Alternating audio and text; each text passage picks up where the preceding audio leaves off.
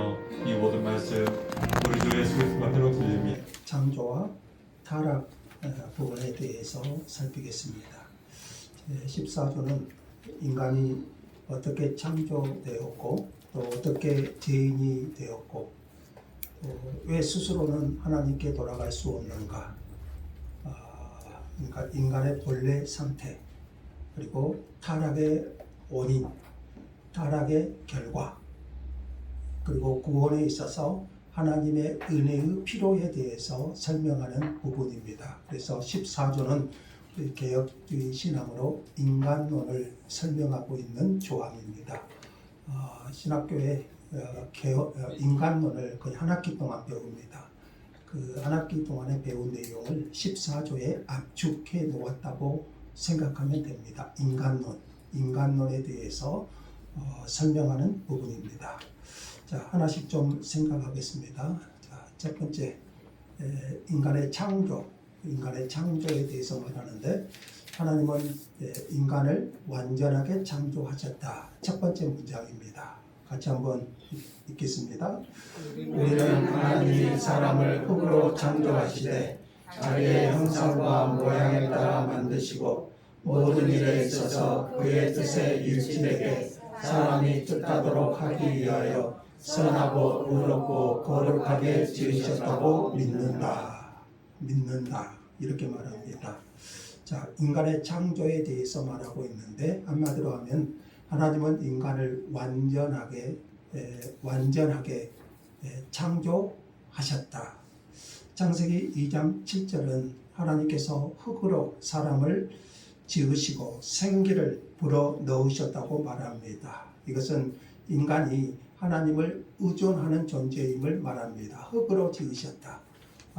인간이 하나님을 의존하는 존재임을 말하고 있고, 흙으로 지으셨지만 단순한 피조물이 아니라 인간을 하나님의 형상, 자기의 형상과 모양에 따라 만드시고, 단순히 흙으로만 창조하셨다면 인간은 보잘것없는 그런 존재에 불과하지만, 인간은 단순한 피조물이 아니라 하나님의 형상을 따라 만드셨습니다. 이것이 사람과 동물과의 다른 점이죠.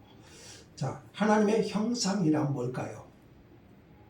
하나님의 형상은 예모가 아니라 하나님을 닮은 영적인 성품을 말합니다.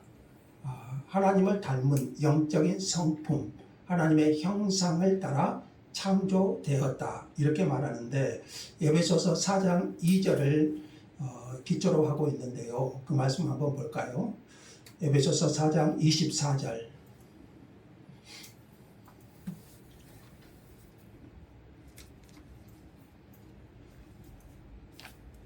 하나님을 따라 의와 진리와 거룩함으로 지으심을 받은 새 사람을 입으라 그랬습니다. 여기서 의, 진리, 거룩함. 자, 골로새서 3장 10절에서는 그러니까 하나님의 형상을 따라 창조되었다고 했는데, 의와 진리의 거룩함. 골로새서 3장 10절은 새 사람을 입었으니 이는 자기를 창조하신 이의 형상을 따라 지식에까지 새롭게 하심을 입은 자. 자기를 창조하신 이의 형상, 창조주를 따라 지식에까지 새롭게 하심, 이렇게 설명하고 있습니다. 그래서 처음에 아담과 하와는, 우리 신조에 다시 가보시면 처음 창조된 아담과 하와는 선하고 의롭고 거룩하게 지으셨다. 이렇게 설명합니다. 그러니까 아담은 선하고 의로웠으며 거룩했고 하나님의 뜻을 기쁨으로 순종할 수 있는 능력을 가지고 있었습니다. 하나님의 뜻에 일치되게 살 수 있게 하셨어요. 이게 처음 창조된 인간의 모습입니다. 하나님은 인간을 지으시되 하나님의 형상대로 선하고 의롭고 거룩하게 완전하게 창조하셨다는 것입니다. 그래서 인간은 하나님의 뜻에 일치되게 살 수 있게 하셨어요. 이것이 인간의 본래의 모습입니다. 자, 지금 우리 인간론 배우고 있습니다. 자, 두 번째, 인간의 타락에 대해서 설명합니다. 인간의 타락. 인간은 스스로 하나님을 거역했다. 이렇게 나옵니다. 그 다음 문장인데요. 신조가 굉장히 길죠. 그 다음 문장인데요. 자, 첫 부분 한번 같이 한번 읽겠습니다.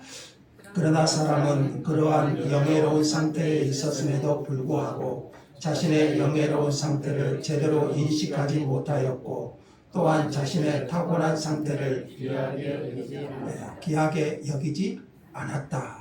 이렇게 말합니다. 인간은 자신이 받은 영광을 소중히 여기지 않았습니다. 자, 인간은 본래 어떤 존재로 창조하셨다고 그랬죠? 선하고 의롭고 거룩한 존재, 하나님의 뜻에 일치되게 살 수 있는 존재.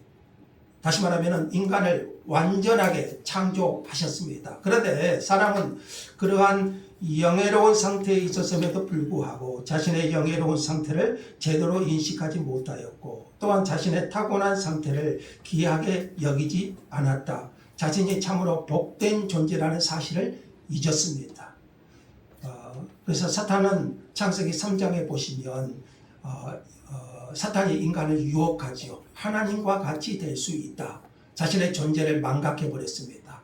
스스로 영예로운 존재인 것을 잊어버리고 하나님과 같이 될 것이라고 한 사탄의 말에 유혹을 받아서 하나님 말씀보다 사탄의 말을 더 따르고 그 사탄의 유혹에 넘어갔습니다. 자, 오히려 같이 읽겠습니다.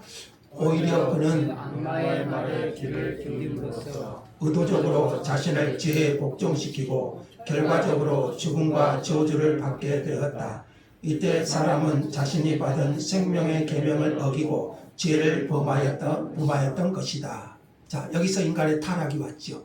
죄를 범하였던 것이다. 이것이 바로 인류의 타락입니다. 하나님 말씀보다 사탄의 말에 유혹을 받아서 결국에는 하나님의 명령을 어겼습니다. 이것이 죄입니다.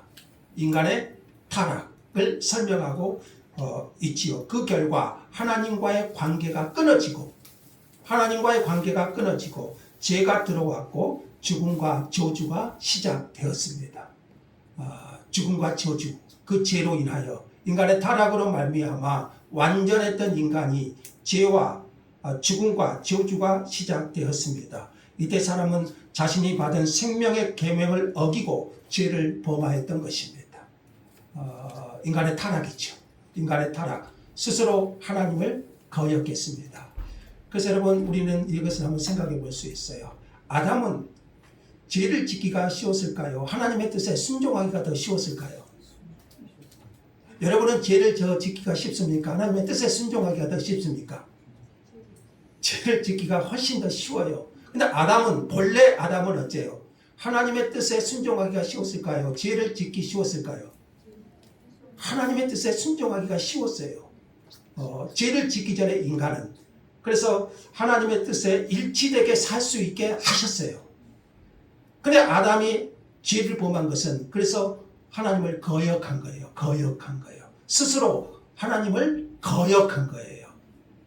하나님의 뜻에 일치되게 살 수 있는 완전한 존재로 하나님께서 인간을 창조하셨는데 아담은 스스로 그것을 거역하고 하나님의 명령을 어긴 거예요. 그래서 이것을 우리는 반역이라고 말합니다. 반역. 여기서 인간의 타락이 왔고요. 그것으로 인하여 인간에게 들어온 것이 있죠. 죽음과 저주. 그래서 죄의 삭시, 성경은 사망 이렇게 말하고 있고 그것으로 끝나는 것이 아니고 인간은 저주 상태에 있음, 심판의 상태에 있음을 성경은 말씀하고 있는 것입니다. 이것이 인간의 모습입니다. 자, 세 번째, 타락의 결과. 인간론 배우고 있습니다. 타락의 결과, 영적, 육적으로 죽음에 이르게 되었다. 같이 읽겠습니다. 사람은 그의 죄로 인하여 참된 생명이신 하나님으로부터 떨어져 나옴으로써 그의 본성 전체가 부패하였다.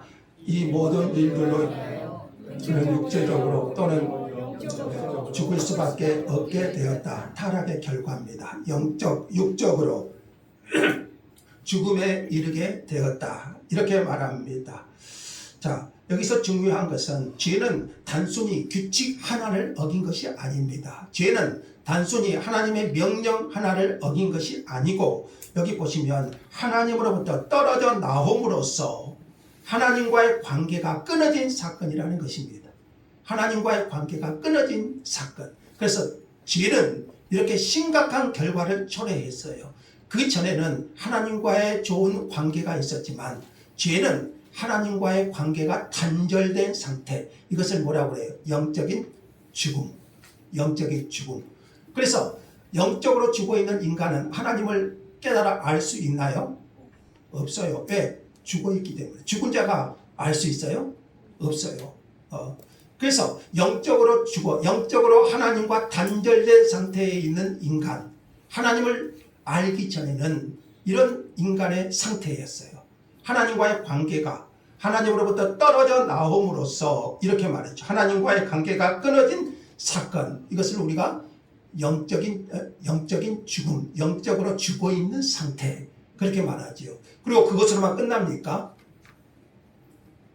육체적으로, 영적으로 죽을 수밖에 없게 되었다. 이렇게 말합니다. 하나님과의 영적인 관계가 끊어진 사람은 육적으로도 죽음의 형벌을 받게 된 것입니다. 그래서 모든 인간은 죽습니다. 모든 인간은 죽음의 형벌을 받습니다. 이렇게 죄는 스스로 하나님에게서 떨어져 나온 것이고 그리함으로써 인간 본성 전체가 부패하였다. 이것 우리가 많이 배웠죠. 전적 부패. 일부가 부패한 것이 아니라 전적으로 인간의 의지, 감정, 양심, 생각, 마음 모든 부분을 부패시킨 것입니다. 그래서 인간의 마음은 모든 것이 부패된 상태, 영적으로 부패, 전적인 부패, 본성 전체가 부패하였다. 그래서 죄인된 인간은 어떻습니까? 마음이, 생각이, 감정이, 의식이, 양심이 부패되어 있어요.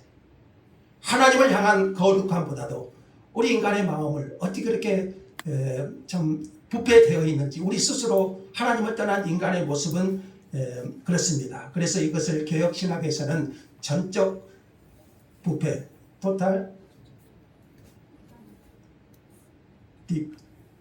디프로버트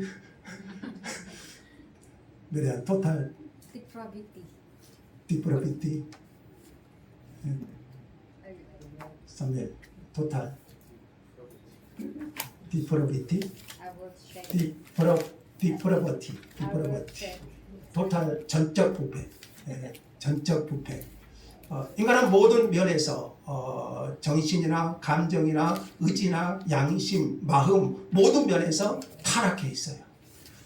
그래서 이것은 인간이 죄로 인해서 그 죄의 영향을 받고 있기 때문에 그렇습니다. 타락의 결과 영적, 육적으로 죽음에 이르게 되었다. 이것이 인간의 상태입니다. 인간의 상태. 지금 뭘 배우고 있어요? 인간론을 배우고 있습니다. 자, 그럼으로써 인간은 전적 부패가 이루어져서 인간은 스스로 하나님을 선택할 수 없다. 이렇게 말합니다. 전적 부패라는 것은 선을 행할 능력이 아무것도 없다. 이것이 아니라 여러분 예수를 안 믿어도 선한 사람들 많아요. 우리가 말하는 전적 부패라는 것은 인간은 스스로 하나님을 선택할 수 없는 그런 상태를 말하지요. 같이 한번 읽겠습니다. 모든 면에서 사악하고 왜곡되고 부패하게 된 인간은 과거에 하나님께로부터 받았던 그 탁월한 소질들을 다 상실하였고 단지 그 소질들의 흔적만 약간 남아있게 되었다.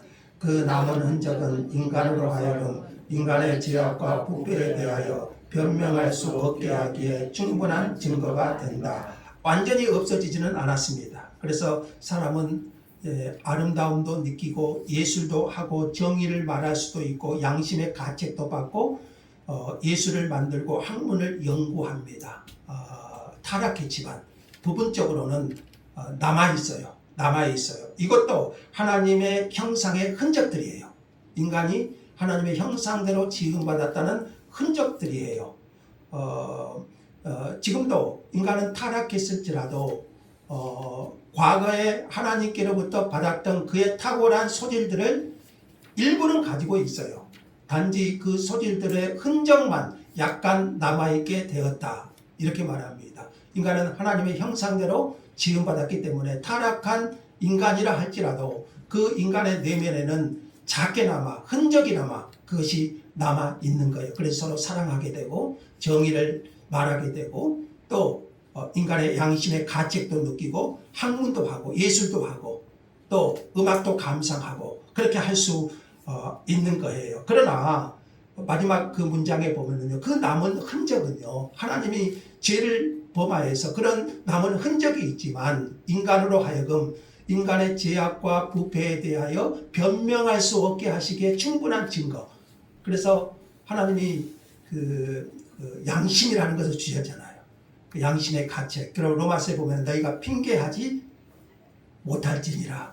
핑계하지 못할지니라. 자연 계시와 특별 계시를 주셔서 사람이 아무도 핑계할 수 없게 하셨다. 그래서 그런 남아있는 형상들은, 흔적들은 인간의 죄악과 부패에 대하여 변명할 수 없게 하시기에 충분한 증거가 되게 하신 것입니다.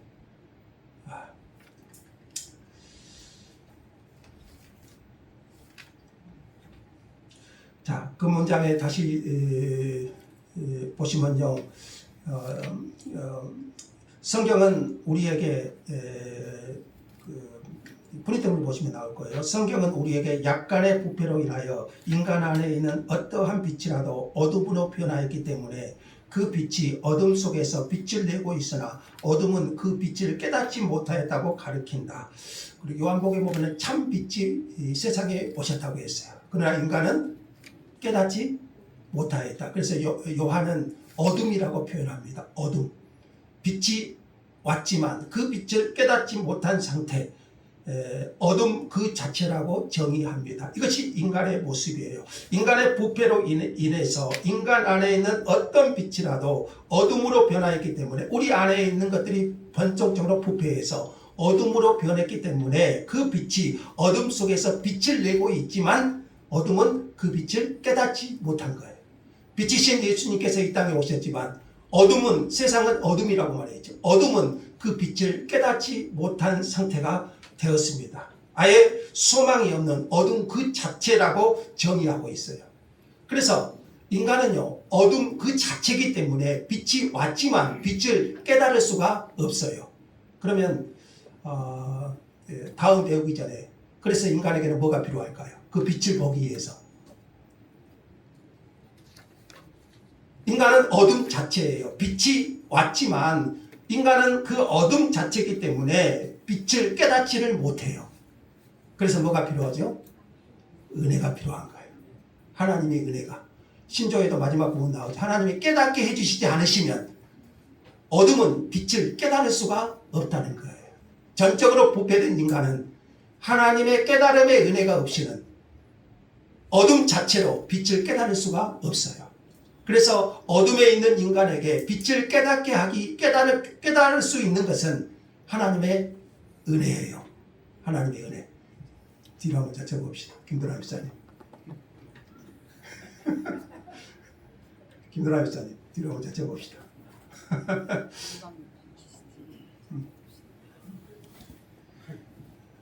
예. 또 뒤에 가서 설명해 보겠습니다. 자, 다섯 번째. 자유의지, 인간의 자유의지에 대해서 생각하면 한마디로 하면 죄 아래 묶여 있다, 이렇게 설명합니다. 우리 인간의 의지는 죄 아래 묶여 있다. 이것을 루터는 노예 의지라는 말을 썼습니다. 우리 인간의 의지는 죄의 노예 상태에 있는 노예 의지라는 말을 썼습니다. 죄 안에 묶여 있다. 같이 읽겠습니다. 그러므로 우리는 인간의 자유의지에 대한 교훈에 있어서 전적인 부패와 상충하는 모든 교훈을 배격한다, 이렇게 나옵니다. 그러니까 인간의 자유의지에 대해서 전적 부패와 상충하는 모든 교훈을 배격한다. 그래서 신조는 전적인 부패를 말하고 있죠. 인간이 스스로 하나님을 선택하거나 선을 행할 수 있는 자유의지가 남아있다는 식의 신학적 주장을 모두 거부한다는 겁니다.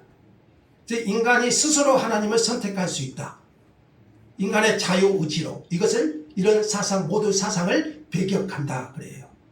배격한다. 인간은 죄 아래 묶여 있어요. 어둠 그 자체라고 설명하죠. 그래서 스스로 빛을 깨달아 알 수 있다고요? 없다.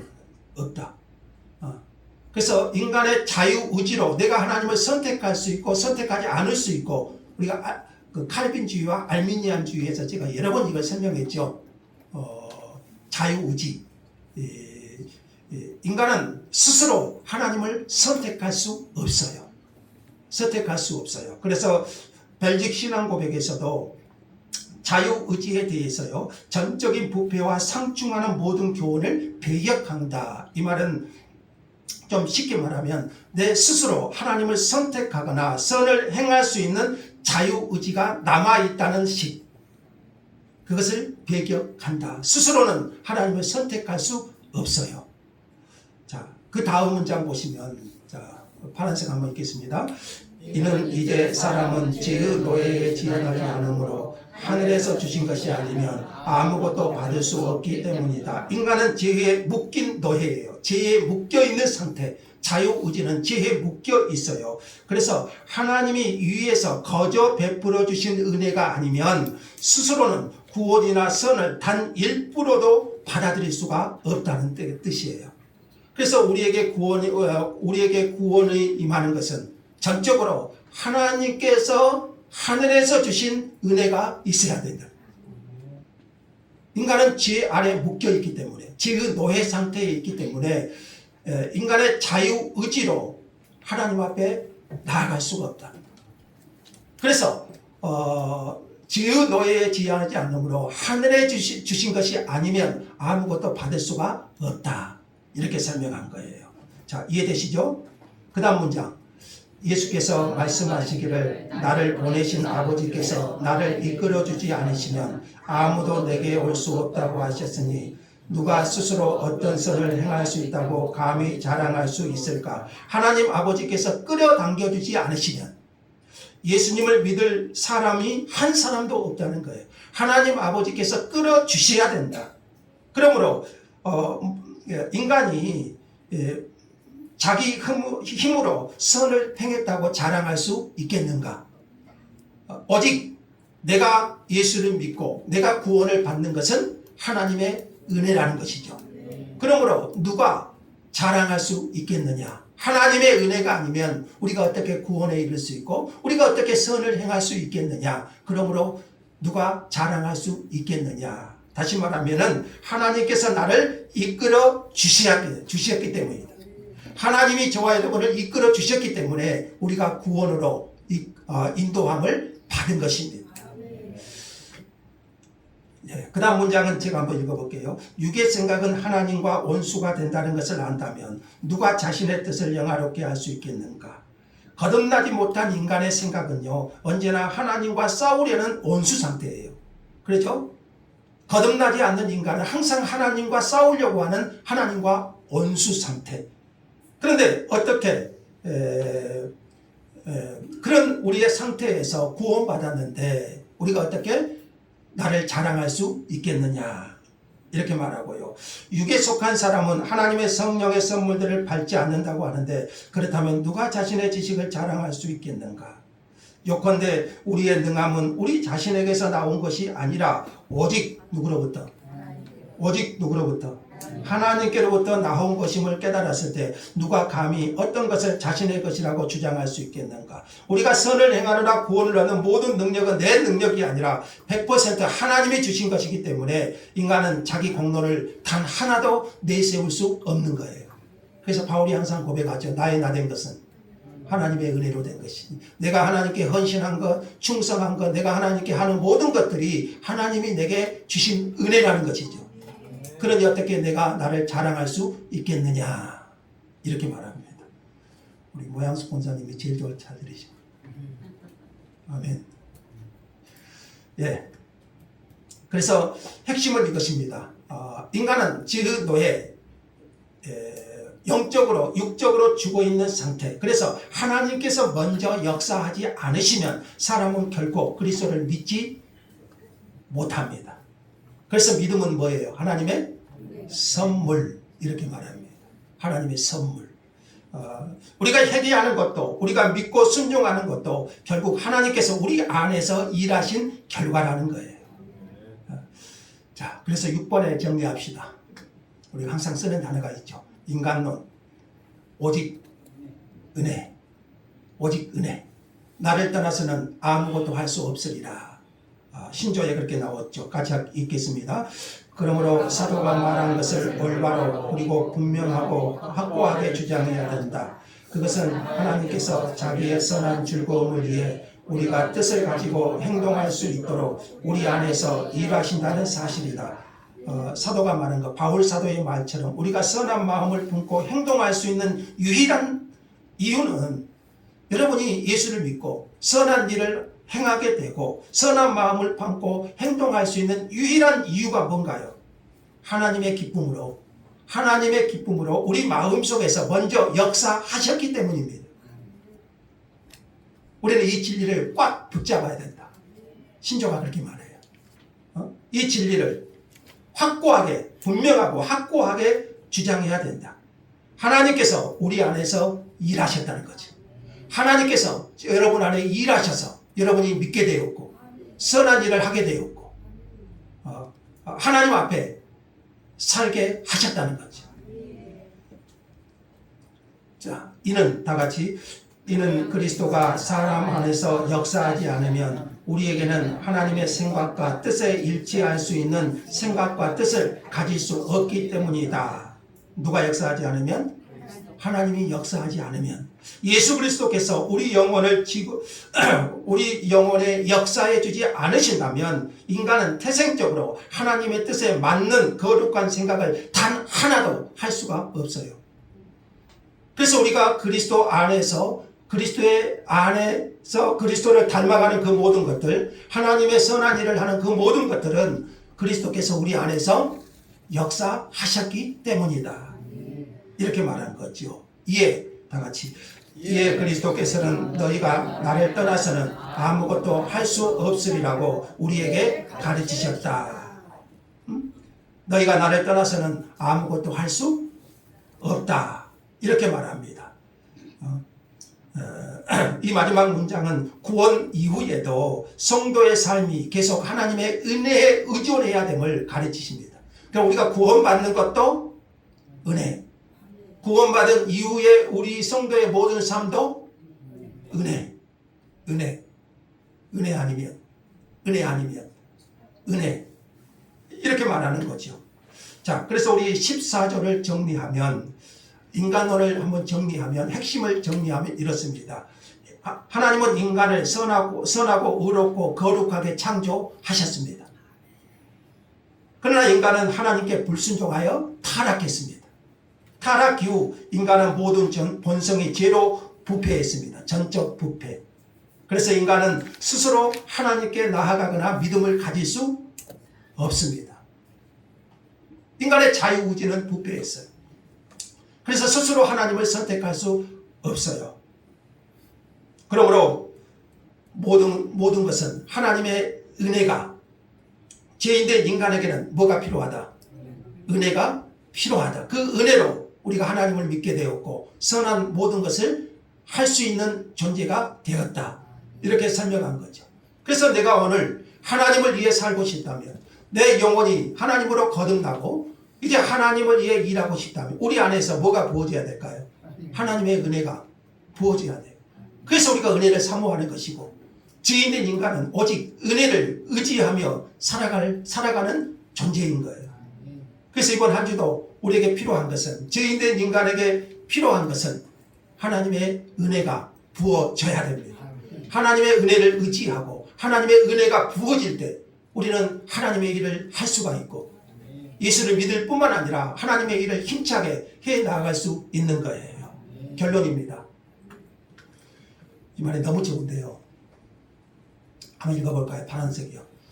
인간의 비참함을 저절로 깨달을 때 비로소 하나님의 은혜가 얼마나 찬란한지 보인다. 오늘 말씀을 정리한 너무 아름다운 말 아닙니까? 왜 인간의 비참함을 우리가 배워야 됩니까? 왜 인간이 어떤 존재인가를 알아야 될까요? 인간의 비참함을 처절하게 깨달을 때 비로소 하나님의 은혜가 얼마나 찬란한지 보여집니다. 우리 인간은요, 스스로는 하나님께 나아갈 수 없는 존재예요. 영적으로 육적으로 죽어 있는 존재예요. 그런 나 자신을 우리 그 하이델베르그나 웨스터민스터 신앙고백에서 지혜와 비참함에 대해서 얼마나 배우겠어요. 인간이 지혜와 비참함을 깨달아야 하나님의 은혜의 필요성을 알고 구원자 예수님께로 나아갈 수 있는 거예요. 그래서 인간의 비참함을 처절하게 깨달을 때, 그래서 신조는요 더 인간의 비참함을 설명해줘요. 왜? 하나님의 은혜가 필요한 존재라는 것을. 하나님의 은혜가 아니면 도저히 하나님 앞에 나아갈 수 없는 것이 인간이라는 것을 알려주시기 위함이에요. 그때 하나님의 은혜가 얼마나 찬란한지 보인다, 이렇게 말해요. 그래서 결론, 오직 은혜, 은혜, 의지, 오직 은혜. 따라합시다. 오직 은혜, 오직 은혜예요. 오직 은혜. 이번 한 주도 그 하나님의 은혜가 저와 여러분을 이끌어 주시기를 주 예수 이름으로 축복합니다. 감사합니다, 하나님.